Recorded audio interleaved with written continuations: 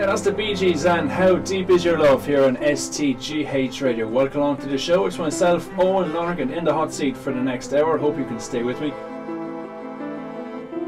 Hospital radio means an awful lot to me every Monday between 6 and 8. But what about those who are here 24/7? I'm not just on about the staff, the patients. We're a friend. The radio station is a friend by their bedside.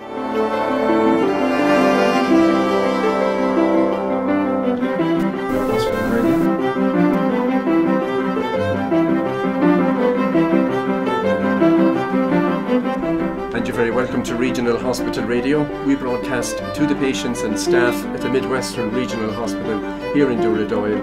My name is John Dalton. I'll be with you for the next 2 hours, and we'll have the usual mix of easy listening between now and 1 o'clock.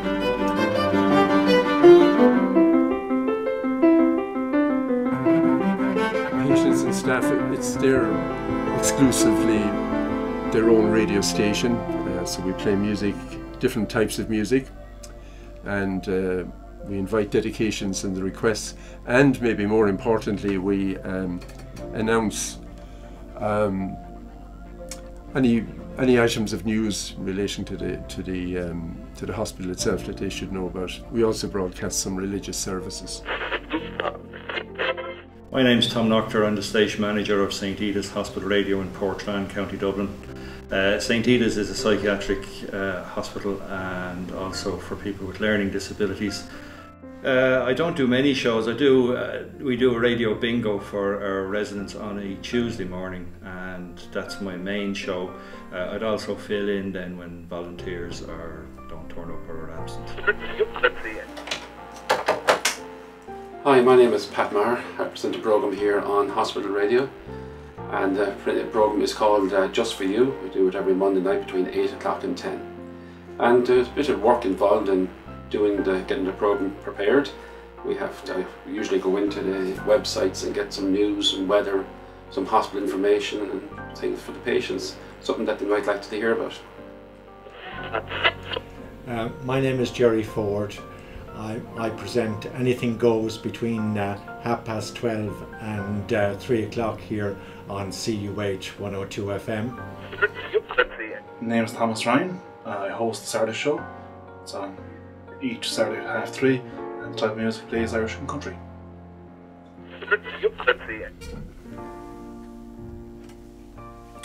Hello, I'm Tom O'Sullivan. I'm the station manager here at Regional Hospital Radio at the Midwestern Regional Hospital in Dooradoyle in Limerick. I do two types of show. Sometimes in the morning I will do the 11 to 1 slot, which is jazz, big bands, crooners, and then I'll do the afternoon show between 2 and 4, and I tend to play music from the 50s, the 60s, rock and roll, music that I grew up with when I was listening to the top 20 in my teens.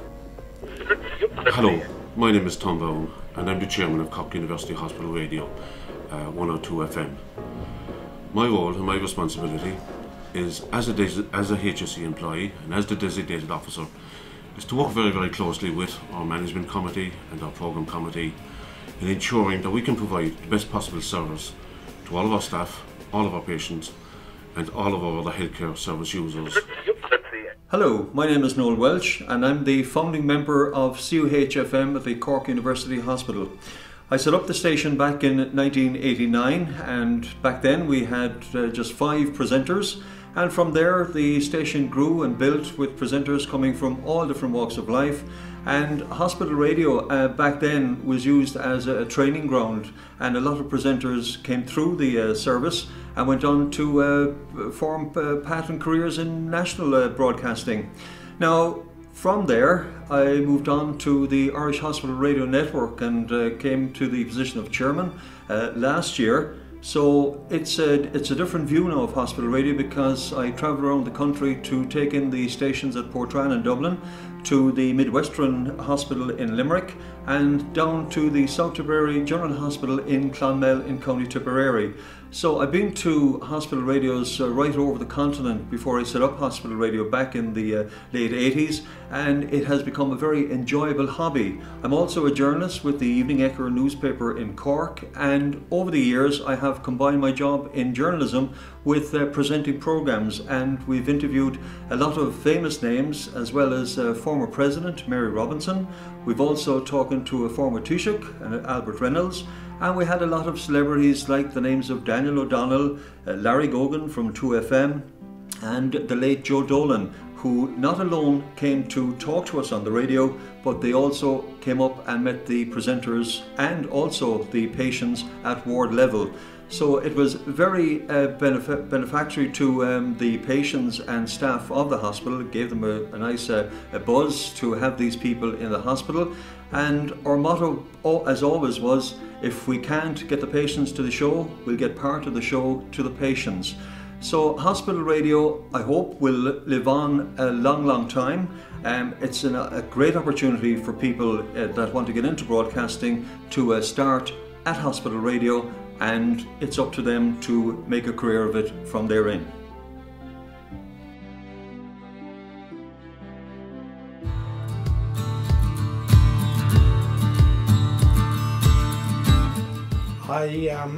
I started on hospital radio way back in 1989, and I spent a lot of time in hospital myself in my earlier days, and I know how important hospital radio is to a person in hospital. My name is Susan Cloonan, and I'm a creative multimedia student here at Tipperary Institute with Laura Sweeney.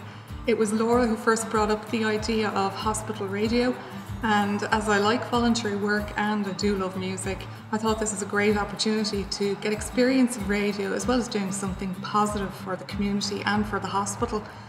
And not only have I got that positive feeling from doing this weekly, but it's also opened doors to regional radio for me. So all in all, it's been a great experience altogether.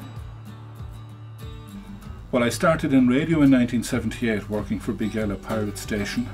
In 1999 I worked with Radio Limerick 1, the first legal station here in Limerick. I was working for Live 95 FM, the local station here, and the CEO, Stefan de Burka, and the manager of the hospital, Dennis McMonagle at the time, they asked me to investigate the costs of setting up a radio station. They were quite surprised that the cost was far less than they imagined. So the CEO, Stefan de Burka, back in 2000, he said to go ahead and set up the radio station here. I started in hospital radio in 1994. Before that I worked on a couple of pirate stations around the country, particularly Dublin. I love radio. Radio was in the blood. I was working in St. Edith's as a care assistant, and the position became available. I applied for it and got the job. I've been there ever since. I've been on this radio station, fantastic radio station, for 7 or 8 years. I started it when I was in work experience, way back when. But of course, ever since then, I didn't know what I wanted to do, being in transition year at the time. Had a week up here at the station, loved it, never looked back. 8 years on, have a degree. I'm now a presenter trainer up here as well, which is going fantastically well.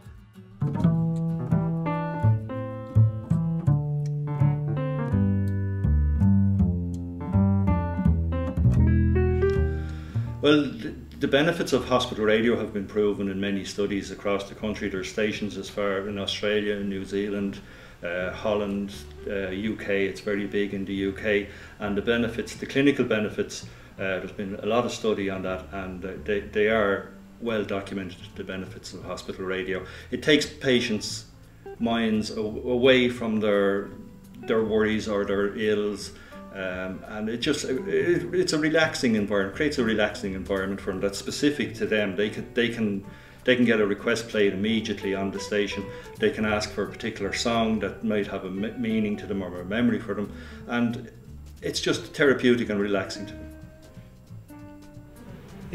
If you're confined to bed for long periods of time, it takes the boredom out of the day. While you're lying there, at least you have something to listen to 24/7. if you can't sleep. And but other than that, if you're if you're around all day and you can't get out of bed, well, it's a lifesaver. The hospital radio means a lot to the patients and staff. It's a comfort that they know there's someone out there that they can talk to during the day and hear some music, and they know that if their family or friends are out there, they know that they can send in a request and for their loved ones are in hospital. Here they would have those benefits, and they would be members of the Irish Hospital Radio Network and would be supported and encouraged by them, and we'd love to see more hospitals involved in hospital radio. Well, for patients, hospital I think is a very strange environment. You've got people telling you when to wake up, when to have your meals. You may not be allowed to leave the ward or leave the bed, and often people are worried. So I think hospital radio, if it can distract somebody, if they can hear a song that they know since they were very young, a song that they like, it just helps you relax that little bit. It's a touch of home, if you like, in a strange environment, and I think that's very worthwhile. For staff, we would mention a birthday. Sometimes we've congratulated people when they were promoted or when somebody is leaving. We would make sure that they got a good send-off here on the radio station. Well, hospital radio is very beneficial to patients because not a lot of people like going to hospital, and those that do find themselves, unfortunately, that they have to spend some time in hospital, lose a lot of their independence. And that's where hospital radio kicks in, because we can do a request for them, or their family can phone into the studio and we can get that message sent across to the patient at bed level, ward level, within a matter of moments. Now, a lot of people would be in hospital and they may not have visitors because they may come from other parts of the country. So that's where hospital radio is very beneficial to them. It becomes a friend at their bedside, and we can go to the wards, we can chat with the patient and carry their request back, and maybe they might have a CD that they like played at home, they might have it on them. We can bring it down to the studio and play it for them. And when you see the reaction on the patient's face when something like that is done, it speaks volumes. So that's where hospital radio really kicks in.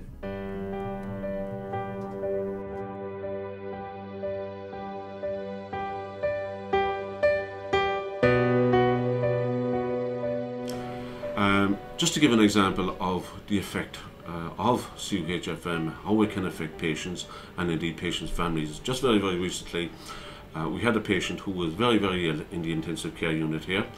The family were very, very concerned. They had been staying for 24 hours a day with the patient. Eventually the patient recovered, the patient went home, and a family member contacted us to say that for the duration of their stay, that they had tuned in, they had a little radio with them, they were given a family room, and what they did was on night one, they tuned into CUHFM, they tuned into our band, our frequency 102 FM, and they said for the 10 days, the 11 days afterwards, they tuned to nothing else. They said that we were fantastic company for them. And of course, during the stay as well, we had many of the family members at different times paid personal visits to the radio station just to know if we could play a request, not just for the patient, but for the parents of the patient and for the family members of the patient as well, because they were going through they were going through the same thing. They were concerned, they were worried, they were fearful for their loved one. But in the end, it all turned out well. But I think that we, as a group, as an organisation, I obviously brought that to the management committee and the program committee, and I think that's what it's all about. Hi, my name is Laura Sweeney, and I'm a presenter at South Tipperary General Hospital Radio. And I think one of the most positive stories that I have from my time here is that there was an elderly gentleman who was a long-term patient in the hospital, and his family weren't living near him, so he didn't have visitors every single day. But what he did have was access to the radio station, and he listened to the shows. And when he was finally discharged, when he finally got out, he made a point of coming to the station and of just letting us know that we really did make a difference to his stay at the hospital. It was listening to the shows, listening to presenters, his favourite songs that he could request made a big difference to him. And I really took that to heart, and it made me feel like we really do make a difference, a very tangible difference in the lives of the patients. Perhaps a more important story concerns the song Try to Remember. We played a version here for a number of years. We still play it by Harry Belafonte. And one of the staff one day knocked on the door of the radio station and asked me where could they get the particular recording, because there was a lady who was very, very ill. She was in her late 70s. She was dying of cancer, but she loved the song. We told her where she could buy the CD, but she failed to get a copy. So we sent her the copy we had here in the studio. And God bless her, she insisted on sending us in the €10, the cost of the CD. But shortly after, she passed away, and the CD was taken to the grave with her. She appreciated the song so much. I tell you that story because if people working in hospital radio ever doubt that the music that they play doesn't mean a lot to the people who are listening, it does. It means a great deal.